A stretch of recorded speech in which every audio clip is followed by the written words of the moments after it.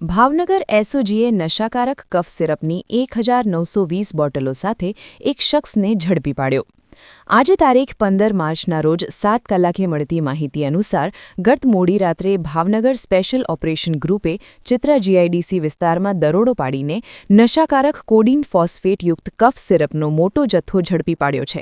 આ કાર્યવાહીમાં દેવરાજનગરના રહેવાસી ભાવેશભાઈ અમોલકભાઈ દુધેલાને કુલ 1920 નંગ બોટલો, જેની કિંમત 3,04,128 રૂપિયાના મુદ્દામાલ સાથે ધરપકડ કરવામાં આવી છે. આરોપી ડોક્ટરના પ્રિસ્ક્રિપ્શન વગર ગેરકાયદેસર રીતે આ નશાકારક સિરપનું વેચાણ કરતો હતો, જે અંગે બોર તળાવ પોલીસ સ્ટેશનમાં એનડીપીએસ એક્ટ હેઠળ ગુનો નોંધી આગળની તપાસ હાથ ધરવામાં આવી છે.